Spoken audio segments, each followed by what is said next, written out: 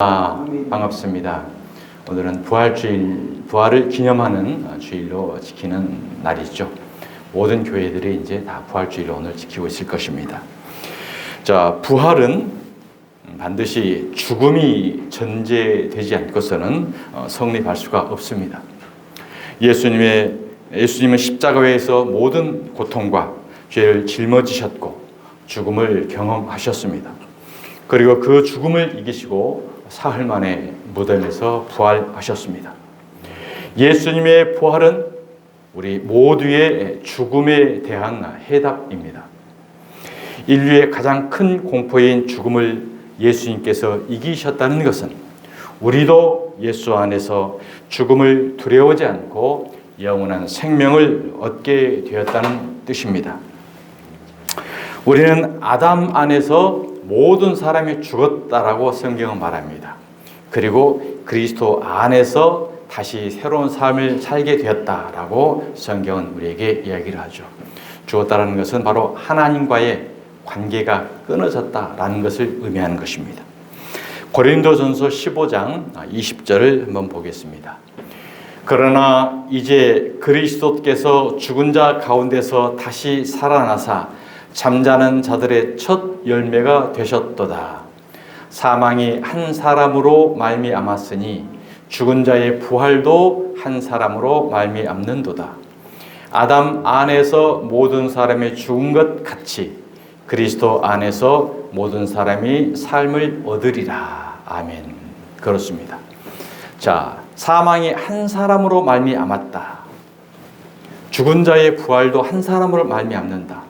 대표성을 말합니다.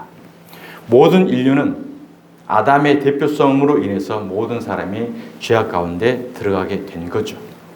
그리고 또한 두 번째 아담인 예수 그리스도를 통해서 사망에서 우리는 건짐을 받게 된 것입니다.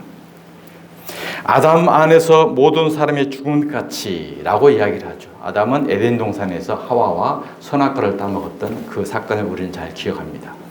그래서 창세기 3장에 나온 이 아담은 바로 예수의 그림자요, 예수의 모형인 것입니다. 율법의 정죄를 받아 십자가에 죽으신 예수 안에서 모든 사람이 죽은 것을 말하는 것이죠. 우리는 율법의 정죄를 받고 반드시 예수 안에서 십자가로 죽는 과정을 거쳐야 합니다. 그래야 그리스도 안에서 모든 사람이 삶을 얻으리라, 삶을 얻게 되는 거죠. 그래서 이것이 바로 거듭남이요, 부활이라고 하는 것입니다. 부활절은 우리가 특정한 날만 이렇게 정해서 축제로 지킬 것이 아니라 우리는 날마다 지켜야 하는 우리의 신앙의 전부입니다. 즉 죽고 다시 태어나는 것, 이것은 늘 우리의 신앙의 하나님 앞에 가는 순간까지 부활신앙으로 가야 된다는 거죠. 그래서 사도 바울은 그렇게 이야기하죠. 나는 날마다 죽노라. 날마다 죽는다라는 것은 다른 말로 뭘 말합니까? 날마다 다시 태어난다라는 것을 이야기하는 거죠. 고린도전서 15장 30절입니다. 시작. 형제들아, 내가 그리스도 예수 우리 주 안에서 가진 바 너희에 대한 나의 자랑을 두고 단언하노니 나는 날마다 죽노라. 자신이 날마다 죽는 것을 단언하면서 자랑을 한대요. 자랑을 한대요. 오늘 죽었는데 내일 또 죽어요. 그러면 그 사이에 살아난다라는 가정이 있는 거죠. 살아났기 때문에 우리가 또 죽는다는 거죠. 그렇습니다. 날마다 죽는다는 것은 자신의 뜻, 욕망, 교만, 세상적인 자랑 이런 것들을 다 내려놓고 날마다 자기 십자가를 지고 예수님을 따르는 삶을 사는 것을 말합니다. 또한 날마다 부활의 생명으로 살아간다는 뜻이기도 하죠. 부활은 죽음을 통해 생명을 누리게 되는 역설의 진리입니다. 우리는 날마다 저녁이 되면 잠을 자고 아침이 되면 다시 일어나죠. 우리가 하루의 시작을 어디서부터 시작한다고 그러죠? 아침 해가 떴습니다. 눈을 뜨고 아침 해가 떴습니다. 그러면 하루가 시작이다 라고 우리는 이야기를 합니다. 그런데 성경에서는요, 저녁이 되고 아침이 되니 첫째 날이라. 저녁부터 아침까지를 하루의 개념으로 봐요. 성경에서. 그러니까 우리가 일상적인 삶하고 다르죠. 우리의 눈을 떠서 시작이 하루인데 성경은 죽어야 다음이 시작이 되기 때문에 하루로 시작이 되는 거죠. 그래서 창세기 1장 5절에 보면 저녁이 되고 아침이 되니 이는 첫째 날이라 라고 이야기를 합니다. 여러분, 우리가 인간의 죽음은 어디에서부터 시작이 됐죠? 우리의 죽음. 에덴 동산에 선악과를 따먹은 이후부터 우리가 죽음이 우리에게 찾아오게 된 거죠. 그렇습니다. 하나님께서는 그것을 먹는 날에는 반드시 죽으리라 라고 말씀합니다. 그런데 뱀은 그것을 먹는 날에는 죽지 않고 하나님같이 된다라고 미혹을 합니다. 거짓말을 합니다. 자, 창세기 3장 4절을 보겠습니다. 뱀이 여자에게 이르되 너희가 결코 죽지 아니하리라. 너희가 그것을 먹는 날에는 너희 눈이 밝아져 하나님과 같이 되어 선악을 알 줄 하나님이 아시니라. 여자가 그 나무를 본즉 먹음직도 하고 보암직도 하고 지혜롭게 할 만큼 탐스럽기도 한 나무인지라. 여자가 그 열매를 따먹고 자기와 함께 있는 남편에게도 주매 그도 먹은지라. 그렇습니다. 에덴 동산에 두 나무가 있었습니다. 바로 선악과와 생명과죠. 선악과와 생명과는 바로 율법과 복음의 관계를 비유로 설명하기 위해서 기록된 것입니다. 단순하게 그 나무를 먹었니 안 먹었니가 아니라 이 전체적인 성경 안에서 하나님이 우리에게 무엇을 말씀하시는가라는 것을 통해서 첫 번째 그렇게 세워놓고 보게 했다는 거죠. 그래서 선악을 알게 하는 나무의 열매는 곧 율법을 상징합니다. 율법을. 선악과를 그래서 먹었다는 의미는 뭐냐? 바로 선악과를 우리가 먹고 하나님처럼 되려고 했다는 것은 율법을 지켜서 내가 의로워지려고 했다라고 하는 그런 것을 의미하는 거죠. 그래서 율법의 정죄로 저주 아래 죽게 된 것을 의미하는 겁니다. 그래서 자기와 함께 있는 남편에게도 주매 그도 먹은지라 그러죠. 그래서 선악과는 본시 누가 따먹었습니까? 하와가 따먹었죠. 하와 그 여자가 그 열매를 따먹고 자기와 함께 있는 남편에게도 주매 그도 먹은지라 그래요. 그래서 선악과는 아담이 따먹은 게 아닙니다. 하와가 따먹은 거예요. 성경에 하와는 여자는 누구를 말하는 거죠? 교회를 말하는 거예요. 성도를 말하는 거예요. 그래서 저와 여러분이 선악과를 따먹은 거예요. 율법을 지켜서 의로워지려고 했던 그 저주를 우리가 범한 거예요. 율법의 저주로 해서 우리는 죽게 됐습니다. 이 저주를 남편에게도 주매. 이 남편이 아담인데 두 번째 아담 예수 그리스도를 상징합니다. 이 저주를 예수님이 받아 먹은 거예요. 예수님이 저와 여러분의 모든 허물과 죄를 받아 걸머지고 십자가에 올라가 죽으신 것입니다.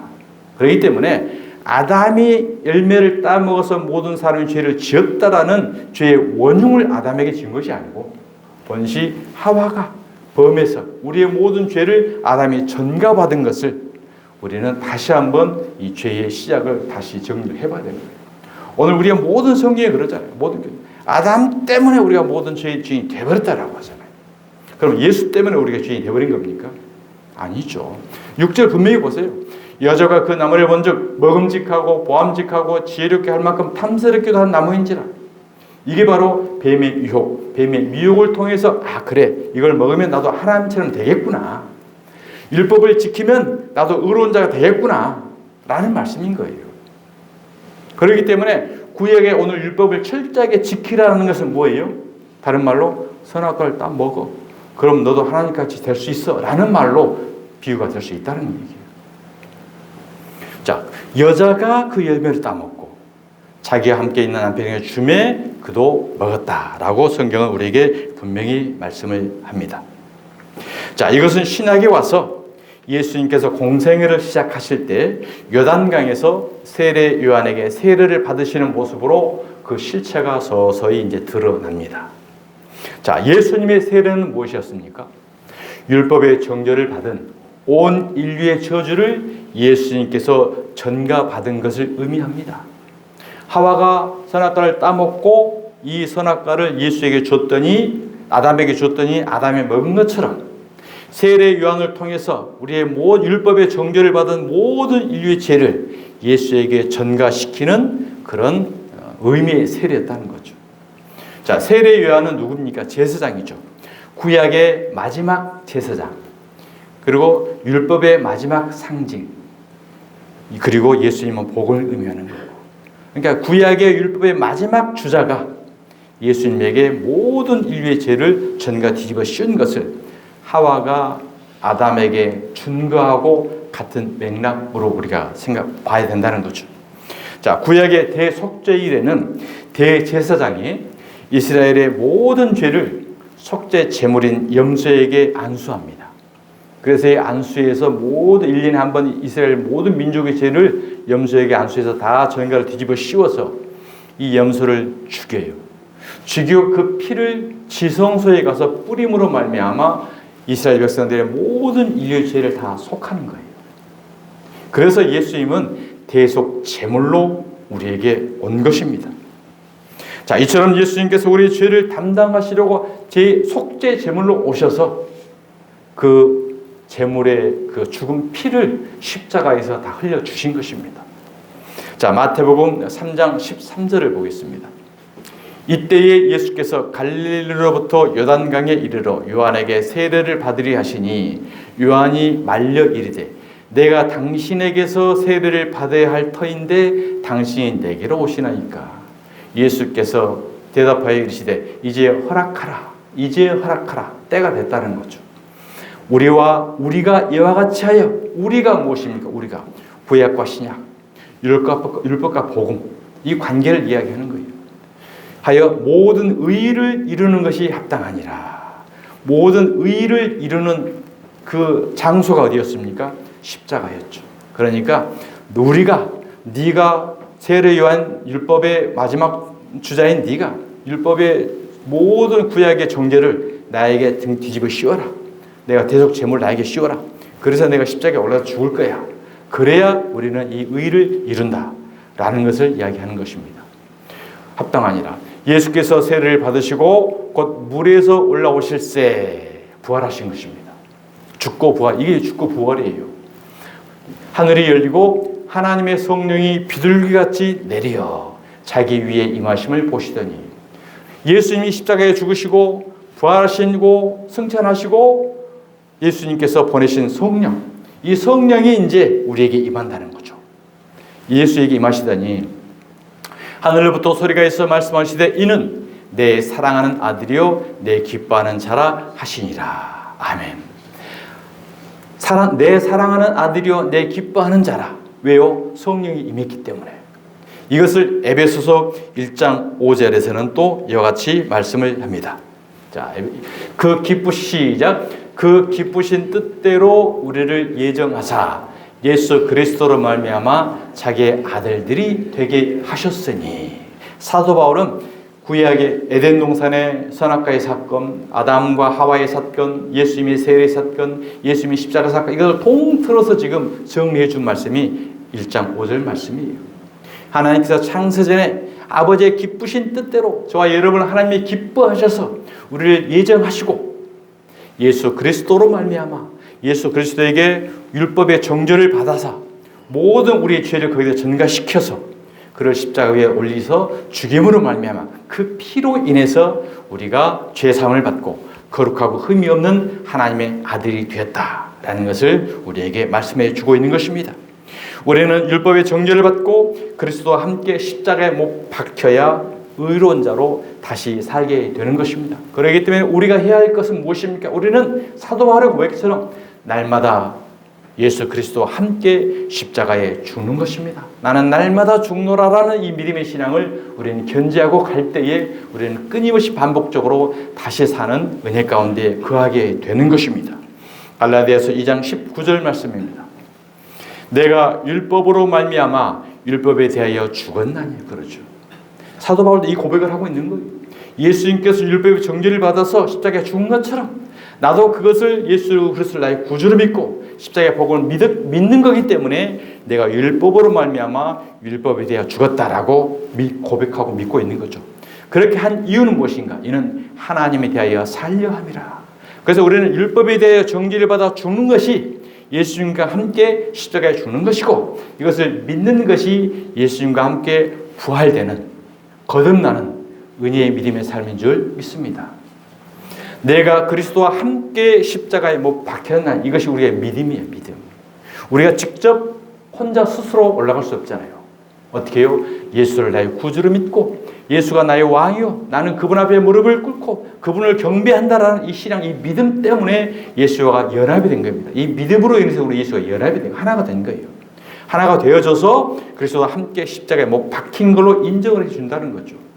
그런즉 이제는 내가 사는 것이 아니요 오직 내 안에 그리스도께서 사시는 것이라.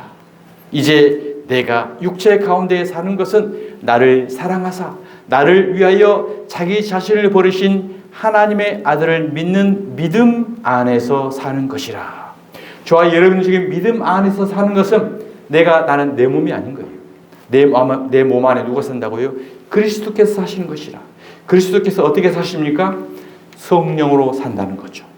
이는 예수님이 세례받고 이런데 성령이 비둘기같이 임한 것처럼 성령이 저와 여러분의 심령 가운데 임한 것이 예수님이 우리 안에 계신 거예요. 그래서 우리는 예수님과 지금 동거하면서 함께 살아가고 있는 거예요.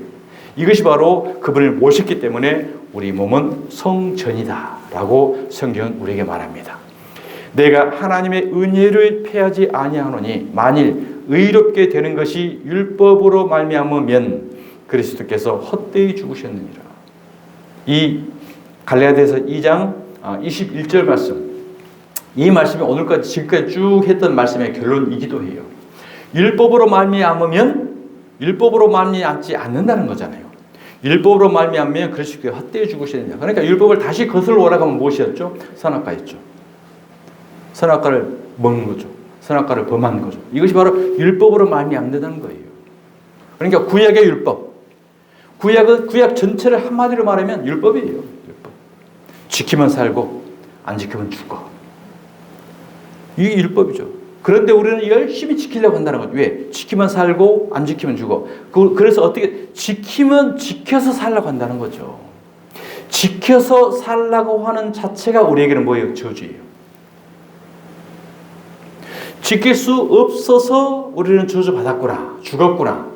그래서 우리는 십자가로 가야 되는구나 라고 해야 우리 사는 거지, 구약의 말씀대로 율법을 지키면 살고 안 지키면 저주야 라고 했기 때문에 우리는 열심히 구약의 율법을 지킵시다 라고 해버리는 게 어떻게 됐냐, 결국은 그리스도께서 헛되이 죽으셨느니라. 그리스도 십자가를 헛되게 만든다는 거예요. 이게 성경의 어마어마한 지금 지진 같은 사건인데 감각이 무뎌요. 왜?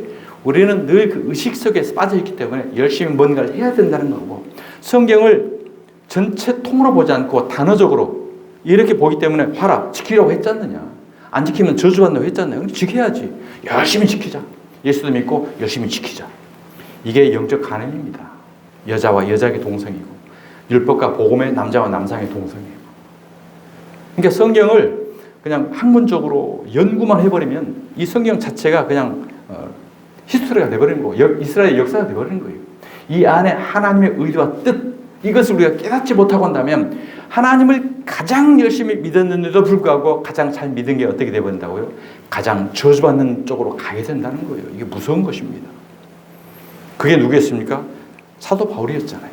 유대주의, 율법주의, 철저한 율법주의, 율법에는 흠이 없을 정도로 완벽하게 지켰다라고 자부했던 사도 바울. 그가 죄인 중에 괴수요 가장 악독한 자라고 깨닫고 난 이후에 고백하잖아요. 예수님이 3년 6개월 동안 저주했던 자들은 누구였습니까? 바리새인과 서기관과 율법사들. 그들은 끊임없이 구약의 율법을 철저하게 지키는 데 목숨을 건 거예요. 그렇기 때문에 그리스도께서 헛되이 죽으셨느냐, 십자가를 외면했던 거죠. 아직도 유대인들은 십자가를 외면하고 있지 않습니까? 그래서 그들이 가장 저주받은 자라고 예수님이 불구덩이 들어갈 자들이라고 판단, 정죄를 해버렸던 것입니다.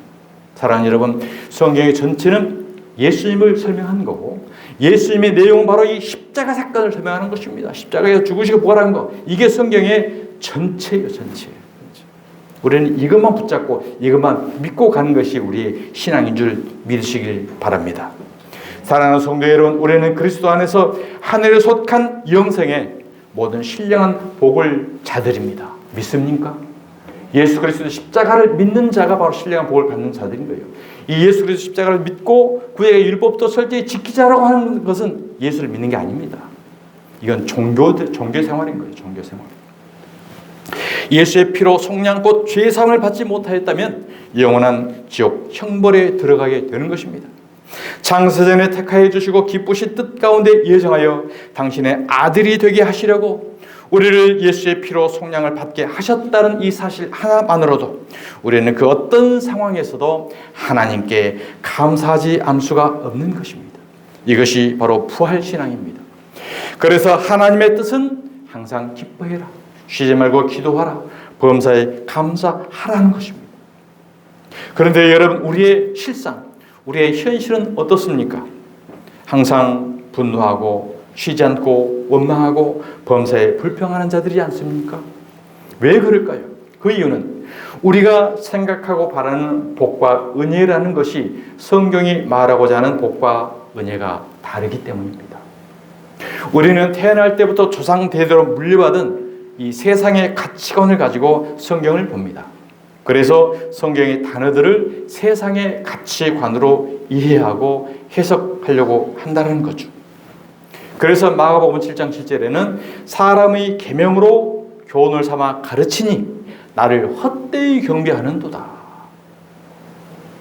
오늘 강단에서 선포되는 모든 말씀들 한 대부분이 전부 교훈이에요. 교훈. 복음의 진리를 캐내지 못하고 늘 우리가 인간 관계 속에서 세상을 어떻게 살아갈 것인가, 윤리적, 도덕적인 교훈으로 다 지금 설교하고 있다는 거예요. 하나님의 계명을 사람의 계명으로 바꿔 가르치니 나를 헛되이 경배하고 있구나. 예수님이 하신 말씀입니다. 그러므로 우리는 먼저 어떻게 해야 됩니까? 지혜와 계시의 정신을 받아야 합니다.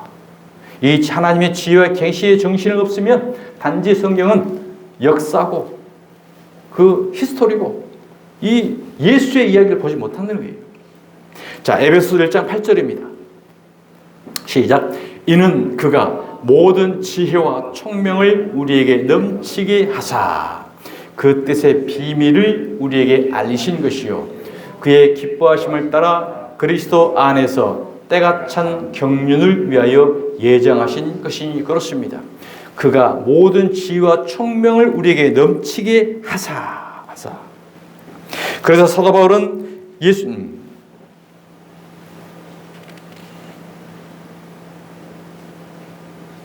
하나님께서 모든 지혜와 총명을 우리에게 넘치게 부어주지 아니하시면 우리는 그 뜻의 비밀을 알지 못한다는 것입니다. 성경은 다 비유로 기록이 되어 있어요. 비유로. 예수님께서 제자들에게 비유로 말씀하시고 비유가 아니면 아무것도 말씀하지 않는다라고 제자들에게 말씀하셨습니다. 자, 비밀의 목적은 무엇입니까? 비밀은 꼭 알 사람들에게만 초조한 것을 알려주는 거잖아요. 모든 사람들이 다 알아야 된다라고 한다면 이건 비밀이 아니죠. 그래서 성경은 계시고 비밀이고 감추인 것이라고 했어요. 그래서 이 지혜와 총명의 영을 받지 않는 세상 사람들은 성경을 깨달을 수 없는 거예요. 우리가 전도하다 보면 하나님의 말씀을 말하고 예수님을 말하고 십자가 복음을 말하고 동정탄 이야기만 전혀 깨닫지 못하고 이해하지 못하잖아요. 왜요? 그들 이 지혜와 총명의 신이 없기 때문에. 그런데 저와 여러분이 예수를 구주로 믿고 이 부활신앙을 믿고 십자가 사건을 믿고 이것이 이해된다라고 한다는 것은 무엇이에요? 바로 하나님께서 저와 여러분에게 지혜와 총명의 신을 부어주었다는 거예요. 지혜와 총명을 부어주었기 때문에 우리가 믿고 앉아서 그분을 나의 구세주라고 고백하고 찬송하고 앉아있다는 거예요. 할렐루야. 감사하시기 바랍니다. 아무리 세상에 박사고 많은 유명한 스펙이 있다고 하더라도 이 하나님의 지혜와 총명의 신이 없으면 예수를 이해하지 못해요. 왜요? 세상적 가치관이 그들을 사로잡고 있기 때문에. 하나님께서 모든 지혜와 총명을 우리가 넘치게 부어주지 않으면 우리는 그 비밀을 알 수 없다는 거죠. 그래서 마태복음 13장 34절에 보면 예수께서 이 모든 것을 우리에게 비유로 말씀하시고 비유가 아니면 아무것도 말씀하지 아니하셨으니 비유가 아니면 아무것도 말씀하지 아니하셨대요. 그러니까 성경 전체는 뭐라고요? 비유다. 이는 선지자를 통하여 말씀하신 바 내가 입을 열어 비유로 말하고 창세로부터 감추인 것을 드러내리라 함을 이루라 하심이라. 성경은 이와 같이 비유로 다 기록이 되어 있는데 우리가 비유를 또 이렇게 좀 터부시하는 건 뭐냐면은 저 신천지가 이 비유로 풀기는 풀었는데 결국은 이 목적이 어디로 가냐면은 교주에 가는 거예요. 예수께로 안 가고. 그렇기 때문에 아무튼 성경을 비유로 이야기하면 너 신천지 아니야라는 이 알레르기가 있는 거야. 알레르기. 그래서 성경을 비유로 하지 말고 문자 그대로만 봐야 돼. 문자 그대로만 보면 세상 가치관을 그대로 교훈으로 밖에 볼 수 없어요. 이 지혜와 총명의 신으로 비유를 통해서 하나님의 비밀을 계시를 우리는 깨닫지 못하고 한다면 예수를 헛믿는 거예요. 그래서 사도 바울은 창세로부터 감춘 것을 깨닫게 하기 위해서 이와 같이 기도합니다. 에베소서 1장 17절입니다. 시작. 우리 주 예수 그리스도의 하나님 영광의 아버지께서 지혜와 계시의 영을 너에게 주사 하나님을 알게 하시고 너희 마음의 눈을 밝히사 그의 부르심의 소망이 무엇이며 성도 안에서 그 기업의 영광의 풍성함이 무엇이며 그의 힘의 위력으로 역사하심을 따라 믿는 우리에게 베푸신 능력의 지극히 크심이 어떠한 것을 너희로 알게 하시기를 구하노라. 그렇죠. 알게 하시고 영광이 무엇이며 알게 하시기를 구하노라. 그 전제가 무엇이었습니까? 지혜와 계시의 영을 너희에게 주사. 할렐루야. 저와 여러분에게도 이러한 지혜와 계시의 영이 임하시기를 주님의 이름으로 축원합니다. 이 계시와 지혜와 계시의 영이 아니면 계시와 지혜의 영으로 말씀하는 설교도 또한 못 들어요. 이게 못 앉아 있는 거예요. 그래서 초장에 어떤 분이 그랬잖아요. 세상 얘기도 좀 해주고 재밌는 얘기도 좀 해주지 맨 딱딱한 성경 얘기하니까 머리 아파서 도대체 못 앉아 있겠다고. 그리고 어떤 사람이 왔다 갔는데 그분은 이 지혜와 계시의 영이 때문에 세상의 가치관으로 물들어 있는 거예요. 정치 이야기 해주고요. 철학 이야기 해주고요. 사람의 심리적 이야기 해주고요. 그러면 이게 세상 가치관이잖아요. 이거에 다 젖어 있었기 때문에 그게 좋은 거예요. 그게 영의 양식으로 먹어요. 그러나 오직 예수 그리스도의 십자가의 도, 그분이 십자가에 죽으시고 십자가에서 부활하신 사건, 바로 우리 집사님 기도하셨던 것처럼 살과 피, 이 먹는 것이 우리가 영원히 사는 거예요. 그런 것들을 설교에서 먹는다는 것은 이건 뭐예요? 쓰레기, 배설물을 먹는 거예요. 배설물. 사도 바울이 이야기했어요. 그런 걸 먹으면 배설물을 먹으면 어떻게 됐어요? 먹을 때는 좋죠, 맛있죠, 입에는 달죠. 그러나 결국은 영원히 죽는 겁니다. 그래서 우리는 딱딱하더라도 아직은 맛이 없는 것 같이 느껴지더라도 그래서 우리는 끊임없이 예수님의 살과 피인 예수님의 십자가 복음만이 전하고 먹고 이것을 우리의 영적 양식으로 삼아야 되는 것입니다. 이것이 이해되고 깨달아진다는 게 바로 지혜와 계시의 영을 하나님이 우리에게 부어 주셨다는 거예요. 아멘. 감사하시면서 할렐루야 영광을 높여가는 저와 여러분이 되어야 할 줄 믿습니다. 자, 너희 마음의 눈을 밝히사 그의 부르심의 소망이 무엇이며 성도 안에서 그 기업의 영광이 풍성함이 무엇이며 알게 하시기를 원하나 어떻게 해요? 지혜와 계시의 영을 통해서 안다는 것입니다. 하나님께서 지혜와 계시의 영으로 마음의 눈을 밝혀주지 아니하시면 성경을 보기는 보아도 오해할 뿐입니다. 그러므로 하나님께서 모든 지혜와 총명을 우리에게 넘치게 하심으로 그 뜻의 비밀을 우리에게 알리신 것이라고 말씀을 합니다. 자, 그럼 지혜와 총명으로 우리에게 알리신 하나님의 뜻의 비밀이 무엇인가라는 거죠. 에베소 1장 9절 다시 한번 보겠습니다. 그 뜻의 비밀을 우리에게 알리신 것이요 그의 기뻐하심을 따라 그리스도 안에서 때가 찬 경륜을 위하여 예정하신 것이니 이것은 하늘에 있는 것이나 땅에 있는 것이 다 그리스도 안에서 통일되게 하려 하심이라. 통일이 나오니까 또 이상하죠. 이 동네는 그러니까 통일되게 하는 기독교예요. 우리는 어떻게 보면 우리는 통일교예요. 통일교인데 무엇으로 통일이요? 그리스도 안에서. 그리스도 안으로 통일되게 하려는 게 기독교예요. 그런데 저 짝은 어떤 이상한 사람에게 통일되게 하잖아요. 그리스도로 모든 이 세상들이 다 그리스도로 예수 그리스도 십자가로 그리스도로 통일되게 하라는 것이 바로 하나님의 비밀이라는 겁니다. 때가 찬 경륜이란 하나님의 시간표에 따라 예수님의 오심, 십자가, 부활, 그리고 재림까지 이 모든 일은 하나님의 시간표 안에서 반드시 이루어진다는 것입니다. 그 예정을 이루기 위해 하늘에 있는 보이지 않는 세계나 땅에 보이는 것이나 모든 정사와 권세와 천사들도 다 예수 그리스도 안에서 통일되게 하심이라고 하나님은 그 비밀을 우리에게 말씀해 주고 있는 것입니다. 자, 그러면 왜 우리는 예수 그리스도로만 통일을 해야 되는 건가? 사람으로도 통일해야 되고 정치적으로 통일해야 되고 좌파 우파로 또 나눠서 좋은 쪽으로 통일해야 되고. 그러니까 가정은 남편이 주가 돼야 되냐, 아내가 주가 되냐, 자녀가 주가 돼야 되냐, 다 각자 주관대로 살잖아요. 이 세상도 마찬가지예요. 자기 이념과 자기의 사상이 주가 된다고 하고 이와 같이 각자 나름대로 이렇게 가잖아요. 그러나 우리는 결국 무엇입니까? 예수 그리스도로 통일되는 것. 이것만이 하나님의 뜻이고 우리의 삶의 목적인 줄 믿습니다. 왜 예수 그리스도로만 통일되어야 되는 것을 오늘 골로새서 1장 13절에 정리해서 이와 같이 말씀을 합니다. 시작. 그가 우리를 흑암의 권세에서 건져내사 그의 사랑의 아들의 나라로 옮기셨으니 그 아들 안에서 우리가 속량 곧 죄 사함을 얻었도다. 그는 보이지 아니하는 하나님의 형상이시요 모든 피조물보다 먼저 나신 이시니 만물이 그에게서 창조되되 하늘과 땅에서 보이는 것들과 보이지 않는 것들과 혹은 왕권들이나 주권들이나 통치자들이나 권세들이나 만물이 다 그로 말미암아 그를 위하여 창조되었고 또한 그가 만물보다 먼저 계시고 만물이 그 안에 함께 섰느니라. 그는 몸인 교회의 머리시라. 그가 근본이시요 죽은 자들 가운데서 먼저 나신 이시니 이는 친히 만물의 으뜸이 되려 하심이요 아버지께서는 모든 충만으로 예수 안에 거하게 하시고. 아멘. 그렇습니다. 만물이 그 함께 섰느니라. 그렇습니다. 모든 충만으로 예수 안에 거하게 하시려고 예수 그리스도로 통일되게 하시려고. 그래서 우리는 예수 그리스도 통일되어야 된다는 것입니다. 통일이라는 것은 흩어졌던 유대인과 이방인 모두가 예수 그리스도 앞에 다 무릎을 꿇게 한다는 것입니다. 이방인이라든지 헬라인이라든지 유대인이라든지 사마리안 자신의 신앙관 때문에 다 흩어져 있잖아요. 지금 기독교도 뭐 장로교, 순복음, 감리교, 침례교 다 흩어져 있어요. 흩어져 있어요.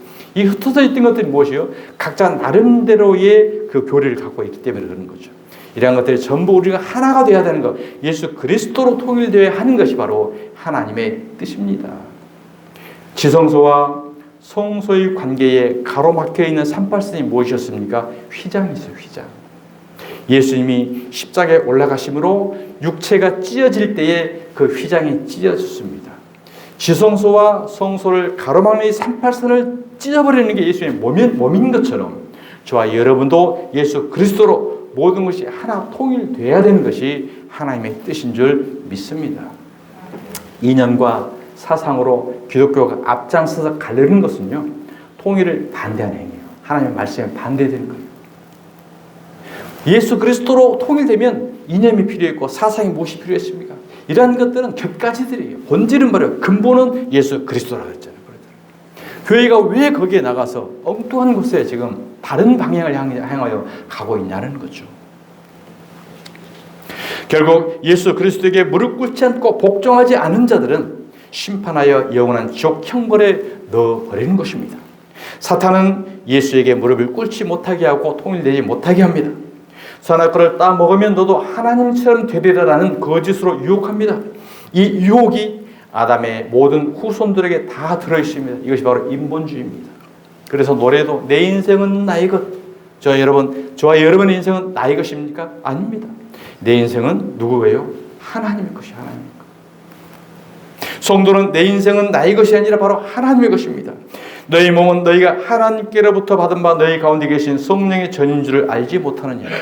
너희는 너희 자신의 것이 아니라 값으로 산 것이 되었으니 그런즉 너희 몸으로 하나님께 영광을 돌리라. 고린도서 6장 19절에 이와 같이 말씀합니다. 이제 말씀을 마치겠습니다. 하나님의 뜻의 비밀은 하나님의 아들 예수 그리스도에게 하늘에 있는 것이나 땅에 있는 모든 만물을 복종시키는 것입니다. 모든 무릎을 예수의 이름에 꿇게 하시고 모든 입으로 예수 그리스도를 주라 시인하여 하나님 아버지께 영광을 돌리게 하시는 것이 하나님의 비밀이요 하나님의 뜻인 줄 믿습니다. 마지막으로 빌립보서 2장 5절을 읽고 마치겠습니다. 시작. 너희 안에 이 마음을 품으라. 곧 그리스도 예수의 마음이니 그는 근본 하나님의 본체시나 하나님과 동등됨을 취할 것으로 여기지 아니하시고 오히려 자기를 비워 종의 형체를 가지사 사람들과 같이 되셨고 사람의 모양으로 나타나사 자기를 낮추시고 죽기까지 복종하셨으니 곧 십자가에 죽으심이라. 이름으로 하나님이 그를 지극히 높여 모든 이름 위에 뛰어난 이름을 주사 하늘에 있는 자들과 땅에 있는 자들과 땅 아래에 있는 자들로 모든 무릎을 예수의 이름에 꿇게 하시고 모든 입으로 예수 그리스도를 주라 시인하여 하나님 아버지께 영광을 돌리게 하셨느니라. 아멘.